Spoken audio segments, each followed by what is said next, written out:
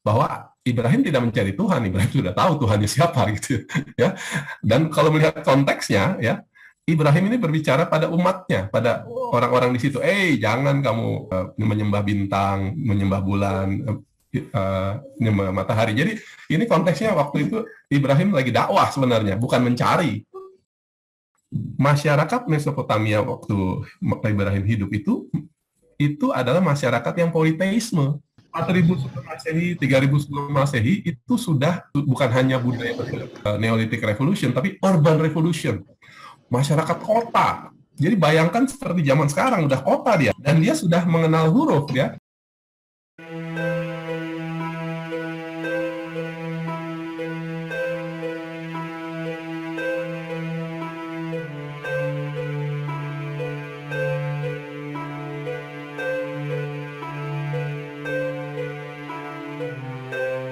Bagian-bagian awal komentar ya, saya sependapat dengan semua ayat bisa ditafsirkan memang, tapi ya penafsirnya aja yang harap mengetahui keterbatasannya begitu ya. Tapi intinya memang semua ayat bisa ditafsirkan karena ada pesan dari Allah kan di situ ya, sehingga Allah ingin menyampaikan pesannya kepada manusia ya, pada nas ya. Berbasis mukjizat sangat dimungkinkan sebenarnya Pak, sangat dimungkinkan ya, karena tadi ya pengertian setelah dilihat detail gitu ya, diksinya atau kosakatanya, dia rata-rata menyatakan itu ayat ya, itu tanda, artinya bisa diteliti secara ilmiah. Nah, untuk kawan-kawan geologi kan pasti sudah tahu gitu bahwa peristiwanya memang mukjizat, tapi ada caranya ya, caranya melalui gempa ya.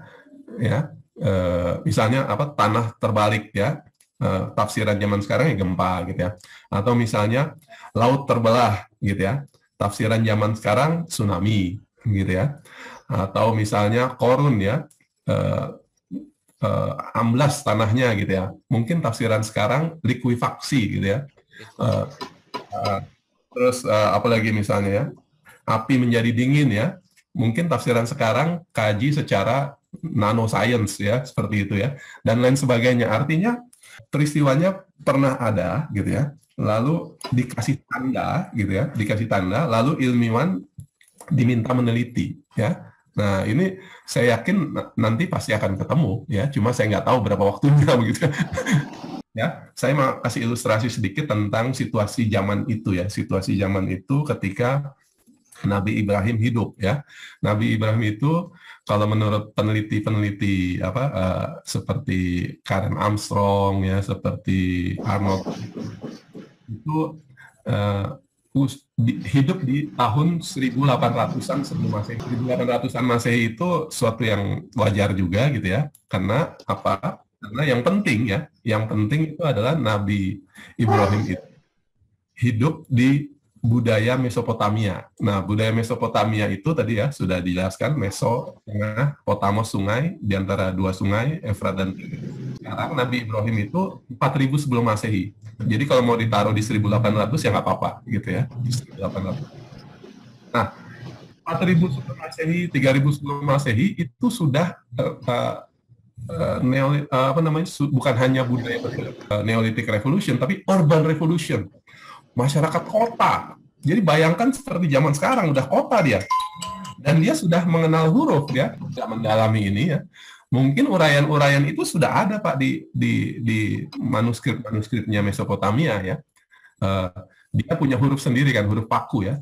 Huruf paku, dan itu cuma kan dia bangsanya banyak ya. Kalau dari 4.000-an itu mungkin ada bangsa Sumeria ya, bangsa Akadia, lalu bangsa Babilonia ya. Nah, seperti itu. Jadi nanti tinggal dipilah tuh.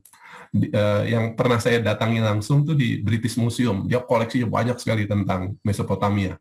Ya, nah, itu dan sekarang udah ada aplikasinya untuk membaca huruf paku itu. Ya, nah itu satu ya.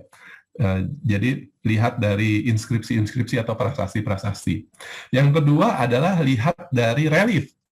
Ya, nah relief ini tadi sempat di tayangan slide itu saya tunjukkan gitu ya, bahwa ada relief yang ada gambar manusia, terus ada simbol, ya, simbol 3, ya. Yang simbol 3 itu kalau saya tafsirkan ya simbolnya bintang, bulan, dan matahari.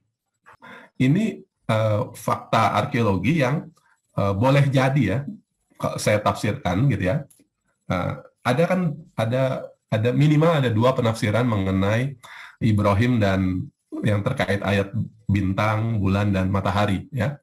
Yang satu menyatakan ini peristiwa Ibrahim mencari Tuhan, ya. Nah, kalau saya setelah melihat artefak itu cenderung gitu ya ke penafsiran yang satu lagi, ya, bahwa Ibrahim tidak mencari Tuhan, Ibrahim sudah tahu Tuhannya siapa gitu, ya. Dan kalau melihat konteksnya, ya, Ibrahim ini berbicara pada umatnya, pada orang-orang di situ.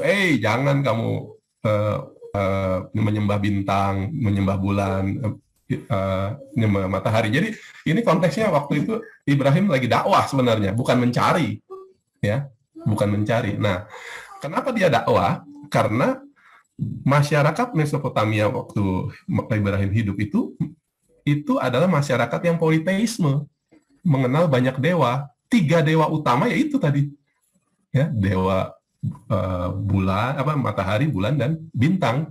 Jadi itu udah ada di relief-relief, ya, di relief-relief ada gambar-gambar ini dewanya, ya.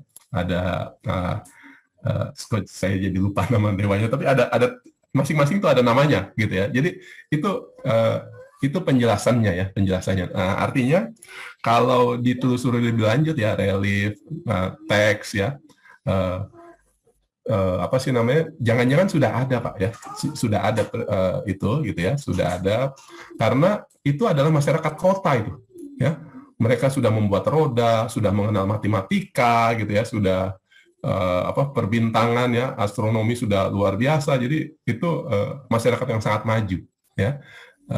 Artinya itu juga jangan-jangan bagian dakwah dari Nabi Ibrahim juga, ya, yang mengetahui sifat fisika dari api, ya. 40 ribuan itu memang